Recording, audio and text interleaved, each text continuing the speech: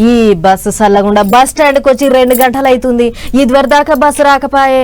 ఏంది sir bus ఇలా వస్తుందా రాదా అని బస్ స్టాండ్లా ప్లాట్ఫామ్ మీదకి గంట ముందు వచ్చినాం, అయినా కూడా బండి రాలేదు. రైలు వస్తుందా రాదా చెప్పమని ప్లాట్ఫామ్ మీద ఇగో గిట్ల మస్తులే చూసినాం. గాని ఇప్పుడు ఈ పంచాది గాలి మోటార్ డిపోలలో కూడా అవుతుంది. ఇక చూడుర్రు మీరే, విమానాలు రాక ఎంత పెద్ద పంచాది అయ్యిందో. రోజు రోజుకు ఇండిగో విమానాల కథ ఇగిలిచ్చినట్లయితుంది కదా.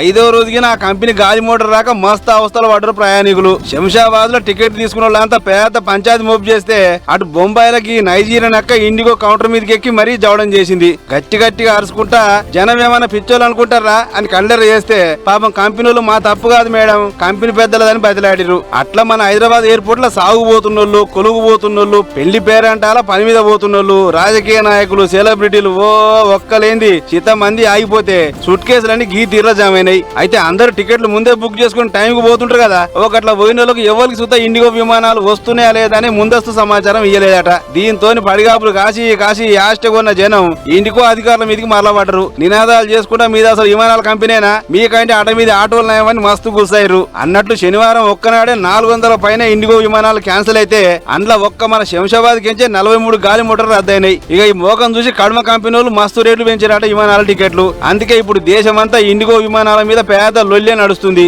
వీళ్లకు గాలి మోటార్లు నడుపుడు చేత కాదు, ఊరికే ఈ కంపెనీ బంద్ పెట్టమని కళ్ళెర చేస్తున్నారు ప్రయాణికులు. అటు ఇదే ముచ్చట మీద సినిమా వీళ్ళను సోను సూదన్న మాట్లాడుకుంటా ఇండిగో ఉద్యోగులు తప్పేం లేదు, వాళ్ళని గౌరవించురి, అదంతా కంపెనీ పెద్దల తప్పు అన్నట్టు మాట్లాడుకొచ్చుండు. ఏదేమైనా అంత సెట్ కావాలంటే ఇంకో వారం 10 రోజులు పడుతుంది అంటున్నారు. మరి ఏమైతుంది ఏమో చూసుకుంటూ పోవాలి.